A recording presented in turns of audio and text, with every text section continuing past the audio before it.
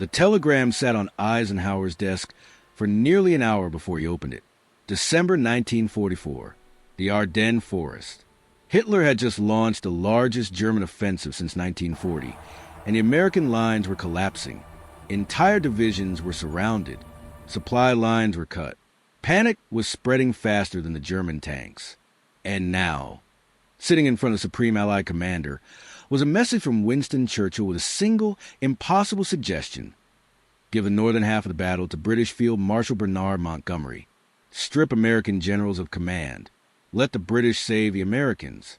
Eisenhower stared the words, knowing that if he agreed, he would be accused of betraying his own country. And if he refused, thousands of American soldiers might die. This was not supposed to happen. The Americans were supposed to be unstoppable by this point in the war. 6 months earlier, they had stormed the beaches of Normandy. They had liberated Paris. They had pushed the Germans back across France and into the Rhine. The end of the war felt close, inevitable even, but Hitler had other plans. On December 16, 1944, he unleashed a massive surprise attack through the dense forests of Belgium and Luxembourg, targeting the weakest point in the Allied line. Over 200,000 German soldiers, supported by hundreds of tanks and aircraft, smashed into the American positions in a desperate gamble to split the Allied forces and recapture the port of Antwerp. The Americans were caught completely off guard. The weather had been terrible for weeks, grounding Allied reconnaissance planes and making it impossible to detect the German buildup. The soldiers in the Ardennes were mostly inexperienced replacements or exhausted veterans recovering from earlier battles. They had been told this was a quiet sector, a place to rest and regroup. No one expected a major German offensive. Not here, not now, not when everyone believed the war was almost over. But the Germans came anyway, and within 48 hours, the entire American front was in chaos. German panzer divisions punched through defensive lines, encircling thousands of American troops. The town of Bastogne, a critical crossroads, was surrounded. Communication lines were severed. Commanders lost contact with their units. Rumors spread that German soldiers, disguised in American uniforms, were infiltrating the lines and causing confusion. The carefully planned Allied advance ground to a halt, replaced by desperate attempts to stop the bleeding. Eisenhower received the first reports on December 17th. He was at his headquarters in Versailles, France, celebrating the recent promotion of several officers. The party ended the moment the intelligence officer walked in with the news. Eisenhower listened in silence as the officer described the scope of the attack. When the briefing was over, Eisenhower stood up and said only one thing. The present situation is to be regarded as one of opportunity for us and not a disaster. It was a remarkable statement. The Americans were being overrun. The German offensive threatened to undo months of progress. But Eisenhower refused to panic. He immediately began issuing orders. He redirected reinforcements to the Ardennes. He contacted General George Patton and told him to turn his entire Third Army 90 degrees north and attack the German flank. He called in every available reserve, every spare tank, every artillery unit he could find, and he made it clear to every commander under him that there would be no retreat. The line would hold, but holding the line was easier said than done. The Germans were advancing faster than anyone had anticipated. American units were being cut off and surrounded. The weather remained terrible, preventing air support, and a logistical nightmare of moving troops and supplies through narrow, snow-covered roads was slowing the American response. By December 19th, the situation had become critical. The German spearhead had driven over 50 miles into Allied territory, creating a massive bulge in the American lines. The offensive that would later be known as the Battle of the Bulge was threatening to become a catastrophic defeat. And that was when Churchill sent the telegram. The British Prime Minister, watching the crisis unfold from London, was deeply concerned. He had spent years building the Anglo-American alliance, but he also knew that wars were not won by sentiment. They were won by competence. And right now, the American command structure in the northern sector of the battle was falling apart. Units were scattered. Communication was broken. Commanders were making decisions based on outdated information. Something had to change. Churchill's solution was simple, practical, and politically explosive. Give the northern half of the battle to Montgomery.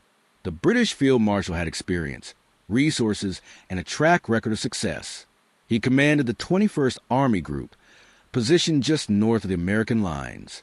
If Eisenhower transferred command of the northern sector to Montgomery, the British could stabilize the situation, coordinate a counterattack, and prevent the Germans from breaking through to Antwerp. It made military sense. But it also meant admitting that the Americans could not handle crisis on their own. Eisenhower read the telegram 3 times. He understood the logic. He also understood the consequences. The American public and press had spent the entire war celebrating American victories and American heroes. George Patton, Omar Bradley, the U.S., 1st and 3rd Armies. These are the names that filled newspapers and radio broadcasts. The idea that British generals would have to step in and rescue American forces would be humiliating. It would fuel accusations that the Americans were not ready to lead. It would give ammunition to isolationists back home who had never wanted the U.S. involved in a European war in the first place. And it would damage Eisenhower's own reputation as Supreme Allied Commander. But Eisenhower also knew something else. He knew that the soldiers trapped in the Ardennes did not care about politics. They cared about survival. They cared about reinforcements, supplies, and competent leadership. And if Montgomery could provide that faster than the current American command structure, then the decision was obvious. National pride could not be allowed to cost lives. Eisenhower stood up from his desk and walked to the map on the wall. He studied the positions, the German advance, the scattered American units, the location of Montgomery's forces. The northern sector was a mess. American First Army, under General Courtney Hodges, was spread thin and struggling to coordinate a response. Communication with the southern sector, where General Bradley commanded, was unreliable. The battle was effectively being fought as 2 separate engagements, with no unified command in the north. Montgomery, on the other hand, had a fully operational headquarters, intact communication lines, and immediate access to British reserves. He could take control of the northern sector, bring order to the chaos, and stabilize the line within days. The choice was clear, but it was not easy. Eisenhower called a meeting with his senior staff. General Walter Bedell Smith, his chief of staff, arrived first. Smith was blunt, efficient, and fiercely loyal to Eisenhower. He also understood the political realities of coalition warfare better than anyone. Eisenhower did not waste time with pleasantries. Churchill wants Montgomery to take command of the northern sector. Eisenhower said, "What do you think?" Smith exhaled slowly. "It makes sense militarily. Montgomery can bring order to the chaos up there faster than anyone else. But politically it is a nightmare. Bradley will be furious. Patton will explode. The American press will crucify us. And every isolationist in Congress will use this as proof that we should never have trusted the British. And if we do not do it, then we risk losing the northern sector entirely. The Germans are moving fast, and Hodges is barely holding on. If Montgomery can stabilize the situation, we save lives. If we refuse out of pride, we might lose the battle." Eisenhower nodded. "Get me Bradley." General Omar Bradley, commander of the U.S. 12th Army Group, was not happy. When Eisenhower explained the plan to transfer command of the northern sector to Montgomery, Bradley's reaction was immediate and visceral. "You cannot do this, Ike. You cannot hand American troops over to Monty. The men will not understand. The press will destroy us. And Monty will take all the credit." Eisenhower listened without interrupting. He respected Bradley. They had been friends for years, and Bradley was one of the finest tacticians in the U.S. Army. But Bradley was also protective of his command, proud of his soldiers, and deeply skeptical of Montgomery, who had a reputation for arrogance and for taking credit for victories that were not entirely his own. When Bradley finished, Eisenhower spoke quietly. "I understand your concerns, Brad, but right now, the northern sector is falling apart. Hodges is doing his best, but he does not have the resources or the communication to coordinate effectively. Montgomery does. And if we do not stabilize that sector, the Germans will break through to Antwerp, and we will lose everything we've gained in the past 6 months." "Then give me more resources." Give me control of the northern sector. Do not hand it to Monty. I cannot. The communication lines between your headquarters and Hodges are unreliable. Montgomery is closer, better positioned, and has reserves ready to move. This is not about trust or pride. It is about logistics and speed. We do not have time to rebuild the command structure. We need to act now. Bradley shook his head. If you do this, Ike, history will remember it as the moment the British had to save the Americans. Is that what you want? Eisenhower met Bradley's eyes. I want to win the war, and I want as many of our men to go home alive as possible, if that means Montgomery gets some credit. So be it. Pride does not win battles. Competence does. Bradley left the meeting without another word. He was angry, and Eisenhower knew it, but the decision had been made. On December 20th, 1944, Eisenhower officially transferred command of the northern sector of the Battle of the Bulge to Field Marshal Bernard Montgomery. The U.S. First Army, along with several other American units, would now take orders from a British commander. The reaction was immediate and explosive. American generals were furious. Patton, upon hearing the news, reportedly said, "This is the most disgusting thing I've ever heard of." Bradley considered resigning. Even some of Eisenhower's own staff questioned whether the decision had been worth the political cost. But Eisenhower did not waver. He issued a statement to the press, carefully worded to emphasize the temporary nature of the command change and the operational necessity behind it. He made it clear that this was not a reflection on American competence, but simply a practical adjustment to improve coordination during a rapidly evolving battle. The American press, as predicted, was brutal. Headlines screamed about British control. Editorials questioned Eisenhower's leadership. Politicians back in Washington demanded explanations. Some accused Eisenhower of being too soft on the British, of prioritizing Allied unity over American interests. Others suggested that Montgomery had manipulated Eisenhower into making the decision. The narrative was ugly and it spread quickly, but Eisenhower ignored it. He had no time for public relations. He was fighting a battle, and Montgomery, for all his flaws, was doing exactly what Eisenhower had hoped.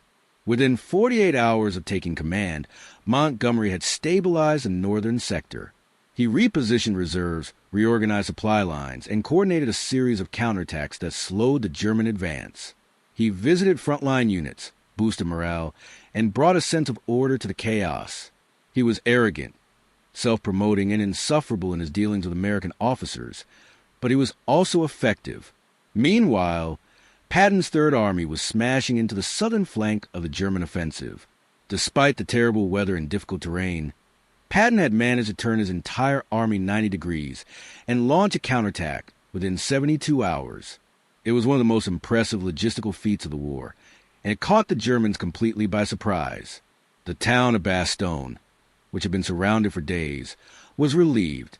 The German advance began to stall, and by early January 1945, the tide had turned.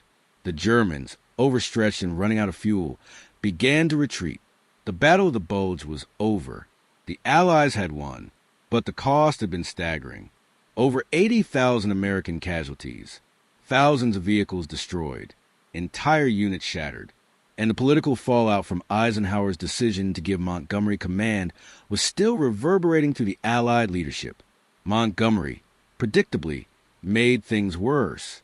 In early January, he held a press conference in which he took credit for saving the American forces. He described the situation as a British rescue operation and suggested that without his intervention, the Americans would have been defeated. The comments were arrogant, tone-deaf, and infuriating. American generals were livid. Bradley threatened to resign again. Even Churchill was embarrassed and issued a statement praising the bravery and effectiveness of American troops. Eisenhower, once again, found himself in the middle of a political firestorm. He could have blamed Montgomery. He could have distanced himself from the decision. He could have thrown the British field marshal under the bus to save his own reputation. But he did not. Instead, Eisenhower held his own press conference and made a simple, powerful statement. The battle in the Ardennes was won by the courage and determination of American, British, and Allied soldiers fighting together. Command decisions were made based on operational necessity, not national pride. Field Marshal Montgomery performed his duties with skill and dedication, as did Generals Bradley, Patton, Hodges, and every officer and soldier under my command. The victory belongs to all of us, and any attempt to divide credit along national lines dishonors the men who fought and died in those frozen forests. It was a masterclass in leadership. Eisenhower refused to play the blame game. He refused to let politics undermine the unity that had won the battle. And he made it clear that the mission, the soldiers, and the cause mattered more than personal or national pride. The press conference diffused much of the tension. Montgomery, realizing he had overstepped, issued a rare apology. Bradley and Patton, though still unhappy, accepted Eisenhower's explanation, and the Allied command, battered but intact, moved forward. By the spring of 1945, the Allies were advancing into Germany. By May, the war in Europe was over, but the lesson of the Battle of the Bulge remained. Eisenhower had made a decision that was militarily sound but politically dangerous. He had chosen effectiveness over ego. He had prioritized a mission over the narrative, and he had been willing to absorb personal and national criticism in order to save lives and win the battle. That is what true leadership looks like, not the absence of difficult choices, but the willingness to make them. Not the pursuit of glory, but the pursuit of results. Not the protection of pride, but the protection of people. Eisenhower understood that wars are not won by headlines. They are won by decisions made in quiet rooms, by commanders willing to set aside ego and politics, by leaders who understand that history will judge them not by how they were perceived in the moment, but by whether they accomplished the mission. The Battle of the Bulge was the last major German offensive of the war. It was also the moment when Eisenhower proved that he was not just a skilled general, but a great leader. He had been tested by crisis, by politics, by the conflicting demands of coalition warfare, and he had passed. He had made the hard call. He had ignored the noise, and he had won. In the years after the war, historians debated the decision. Some argued that Eisenhower had been too quick to hand command to Montgomery. Others suggested that the move had been unnecessary, that Bradley or Patton could have stabilized the northern sector just as effectively. But those debates missed the point. The point was not whether Eisenhower made the perfect decision. The point was that he made a decision. He acted. He took responsibility. And he did not let pride or politics prevent him from doing what he believed was right. That is a lesson for anyone in a position of leadership. There will be moments when the right decision is unpopular, when the smart move looks like weakness, when the effective choice comes with a political cost. And in those moments, the temptation will be to choose the option that protects reputation, that preserves ego, that avoids criticism. But great leaders do not make decisions based on how they will be perceived. They make decisions based on what needs to be done. They understand that leadership is not about being liked. It is about being effective. It is about putting the mission, the people, and the cause above personal ambition or national pride. Eisenhower did that, and because he did, the Battle of the Bulge was won. Thousands of soldiers who might have died were saved. The German offensive was crushed, and the Allied march to victory continued. But the cost of that decision, the political and personal cost, was real. Eisenhower absorbed it. He took the criticism. He defended his choice. And he moved forward, because that is what leaders do. They carry the weight so others do not have to. In the decades since World War II, the Battle of the Bulge has been remembered primarily as a story of American resilience. The soldiers who held Bastogne, Patton's dramatic counterattack, the courage of men who fought in freezing temperatures against overwhelming odds. All of that is true, but it is not the whole story. The whole story includes a commander who was willing to make the unpopular choice, who was willing to give credit to an ally, even when that ally did not deserve it, who was willing to endure criticism, doubt, and political attacks because he believed the mission was more important than his reputation. That is the untold part of the Battle of the Bulge, not just the battlefield heroics, but the leadership behind the scenes, the quiet decisions that shaped the outcome, the willingness to prioritize victory over pride. Eisenhower never spoke much about the decision in later years. He did not defend it. He did not justify it. He simply moved on. But those who served under him understood. They knew that Eisenhower had put them first, that he had made the hard call, that he had been willing to sacrifice his own standing to give them the best chance of survival, and that, in the end, is what made him a great leader, not his strategic brilliance, not his political skill, but his willingness to make the decisions that others were afraid to make, his refusal to let ego dictate strategy, his understanding that leadership is measured not by applause, but by results. The Battle of the Bulge was won because Eisenhower understood that, and the Allied victory in Europe was secured because he never forgot it. The weeks following Eisenhower's decision were among the most tense of his entire command. The battle was still raging. Montgomery was still coordinating the northern sector, and every day brought new challenges, new crises, new moments where the fragile unity of the Allied command threatened to shatter completely. Montgomery, emboldened by his new authority, began making demands. He wanted more resources. He wanted more control. He wanted Eisenhower to fundamentally restructure the Allied command, giving him permanent authority over all ground forces in Europe. It was an audacious request, and it revealed Montgomery's true ambitions. He had never been content with his role as one commander among many. He believed, genuinely believed, that he was the greatest military mind of the war, and that Eisenhower, an American with limited combat experience before the war, was not qualified to coordinate ground operations. Eisenhower rejected the proposal immediately.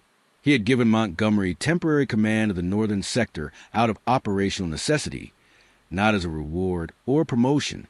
The moment the battle stabilized, Eisenhower planned to return full control to Bradley and the American command structure.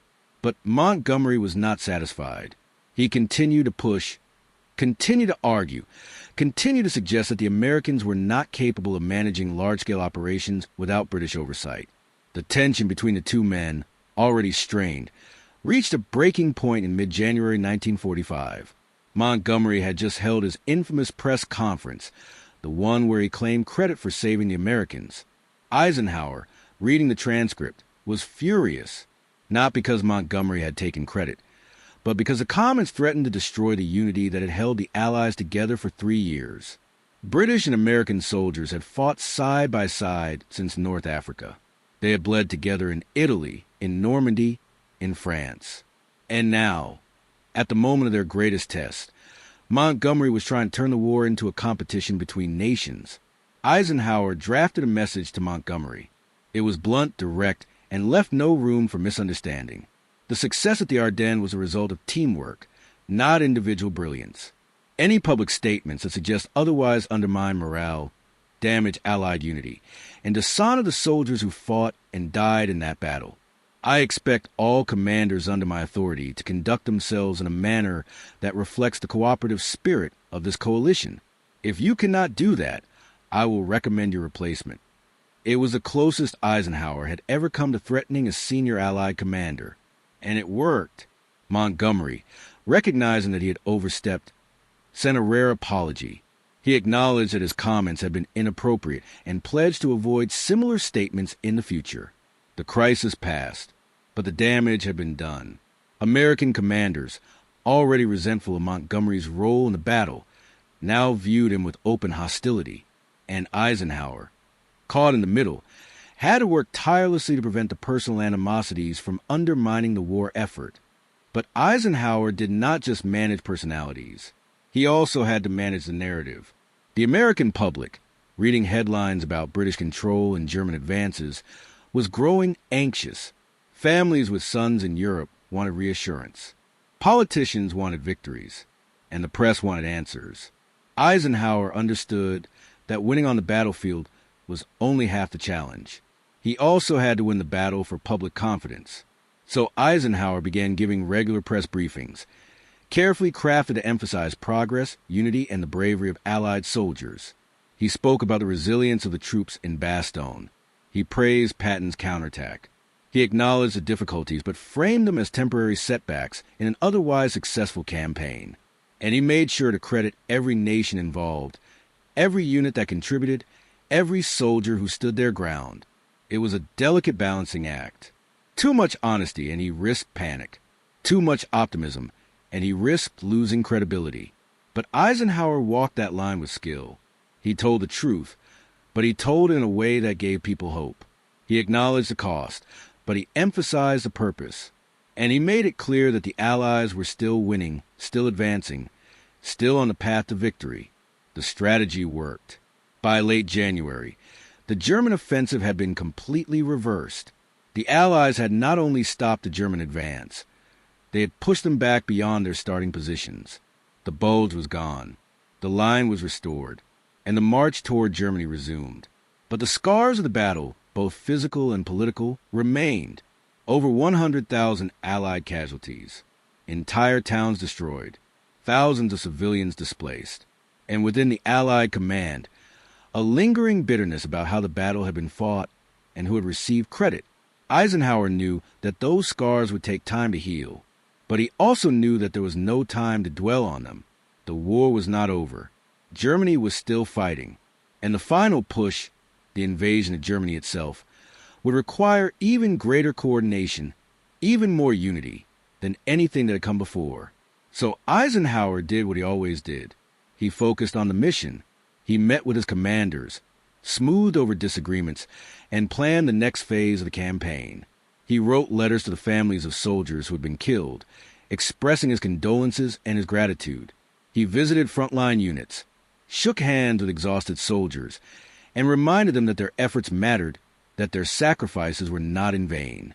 And through it all, Eisenhower carried the weight of the decision he had made in December, the decision to give Montgomery command, the decision to prioritize effectiveness over pride, the decision that had saved lives but cost him politically.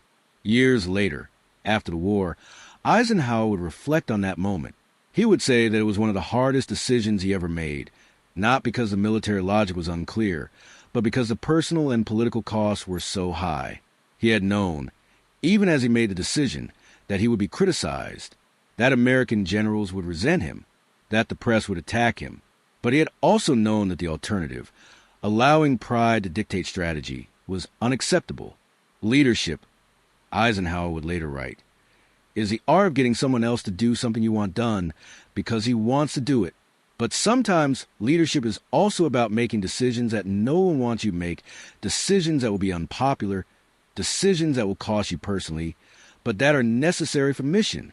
That was the essence of Eisenhower's leadership during the Battle of the Bulge. Not the ability to inspire, though he did that, not the ability to plan, though he was skilled at that too, but the willingness to make the hard call, the willingness to absorb criticism, the willingness to put the mission above his own reputation, that willingness to find Eisenhower's command. It was why he was chosen as Supreme Allied Commander. It was why he was able to hold together a coalition of nations with competing interests, conflicting egos, and different strategic priorities. And it was why, in the end, the Allies won. But the lesson of the Battle of the Bulge extends beyond military history. It is a lesson about leadership in any context, about the moments when doing the right thing is unpopular, about the times when effectiveness requires setting aside ego, about the decisions that cost you personally but benefit the people you are responsible for. Those moments happen in business, in politics, in communities, in families. They are the moments when a leader must choose between looking good and doing good, between protecting their reputation and protecting the people they serve, between short-term applause and long-term success. And in those moments, the choice reveals who you are. Eisenhower chose the mission. He chose the soldiers. He chose effectiveness over ego. And because of that choice, the Battle of the Bulge was won. The war in Europe was secured, and thousands of lives were saved. That is a legacy of Dwight D. Eisenhower, not just a general who won battles, but a leader who understood that true leadership is measured not by how you're remembered, but by whether you accomplish what mattered most. The Battle of the Bulge was Hitler's last desperate gamble. It failed. And it failed not just because of brave soldiers or superior resources, but because the Allied command, under Eisenhower's leadership, was willing to adapt, to cooperate, and to put victory above pride. That is the story that history sometimes forgets. The story of the decision made in a quiet office. The story of a commander who chose the hard path. The story of leadership in its truest form. Subscribe now for more untold stories from the moments that shaped history. Comment below and let us know where you are watching from.